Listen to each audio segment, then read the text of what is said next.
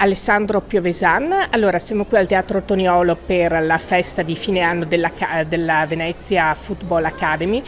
Allora, che anno è stato? Come possiamo riassumerlo? È stato un anno ricco di soddisfazioni da un punto di vista naturalmente personale, ma anche di tutti i miei collaboratori e anche credo calcistico, perché in quest'anno siamo riusciti a vedere da un punto di vista di prima squadra la Serie A.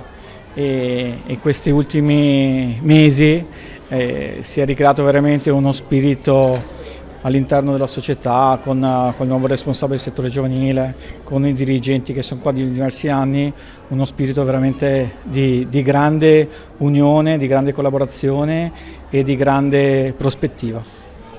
Ecco, quali prospettive per quest'anno? Che cosa vi piacerebbe trovare sotto l'albero?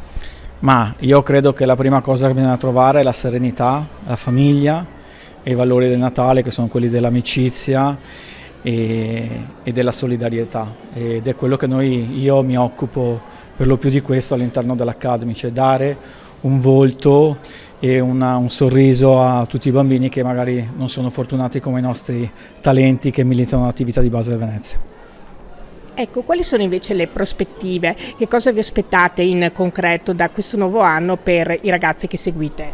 Innanzitutto ci aspettiamo una replica dell'anno scorso, perché siamo riusciti a fare tantissimi bambini sono venuti agli Open Day, circa 500, tantissimi sono venuti ai camp, tantissimi bambini si sono tesserati con noi l'attività di base e vanno a tifare i loro beniamini in curva. Spero che qualcuno di questi bambini domani possa raggiungere il sogno di giocare in prima squadra, ma non è il nostro unico obiettivo. L'obiettivo più grande è che questi bambini diventino uomini e crescano con i nostri valori, con i nostri esempi e con la nostra serietà. Ultima cosa, ma non meno importante, che cosa può essere migliorato rispetto all'anno che tra non molto si concluderà? Allora, tutto può essere migliorato e tutto è migliorabile. Sicuramente può essere migliorata l'attenzione che noi dobbiamo dare a queste famiglie, in quanto il modello familiare ormai è totalmente cambiato rispetto a quello degli anni scorsi. Ci troviamo di fronte a bambini che hanno delle famiglie per lo più di separati, di divorziati, bambini con delle difficoltà a fare sport anche al di fuori dell'ora canonica che noi diamo come attività di base, quindi al di fuori degli allenamenti.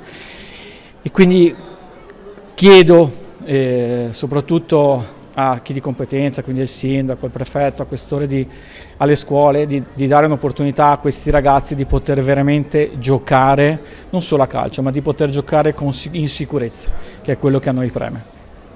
Presidente Ruzza, allora, alle sue spalle un bell'albero di Natale a testimoniare che quest'anno sta per terminare, quest'anno solare. Che anno è stato per il movimento del calcio in generale? Parliamo del calcio dilettantistico e anche ovviamente delle giovanili. Per il Veneto è sempre un anno positivo, oserei dire. Non voglio essere smentito, ma a metà campionato, a metà stagione, penso che si possa dire. Se non altro forse per il tempo, ma soprattutto perché ringraziando Dio non abbiamo osservato quegli episodi un po' violenti che l'anno scorso ci hanno fatto danare. E quelle aggressioni verbali e purtroppo anche fisiche nei confronti degli arbitri. Noi diciamo sempre che lo sport e il calcio in particolare deve essere un laboratorio di valori, quindi noi dobbiamo insegnare i valori del rispetto, del fair play e del saper vincere con lealtà. Questo è fondamentale. Che cosa invece, non dico non sia andato per il verso giusto, ma può essere migliorato? La burocrazia asfissiante che continua a danare le nostre società. Lo dobbiamo ammettere, io non so come questi presidenti continuino ad impegnarsi con lo sport dopo questa riforma dello sport, questa nuova riforma col decreto legislativo 36 del 2023. Noi dobbiamo snellire, altrimenti rischiamo di perdere quei presidenti che dicono che magari sono degli imprenditori, esco dall'azienda, voglio divertirmi, trovo un'altra azienda che è la squadra di calcio. Non deve essere così. Il calcio e lo sport ovviamente deve essere divertimento, deve essere passione, deve essere serenità. Ecco, parliamo appunto di questa riforma. In sintesi, sappiamo che non è facile, ma che cosa ha portato? Ha portato degli aumenti dei costi fissi delle società. Una società non può più fare attività se non ha un buon commercialista alle spalle.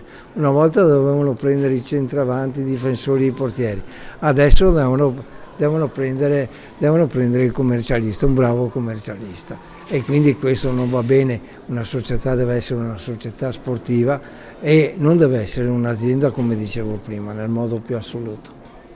Anche perché appunto tra società sportive di calcio in questo caso e imprese, aziende ci sono delle belle differenze. Ovviamente ci sono anche delle competenze diverse.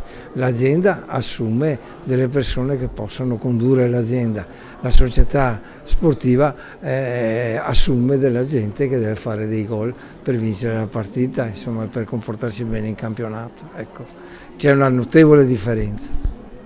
In tal senso, Presidente, vuole lanciare un appello alle istituzioni affinché questa situazione possa essere quantomeno migliorata?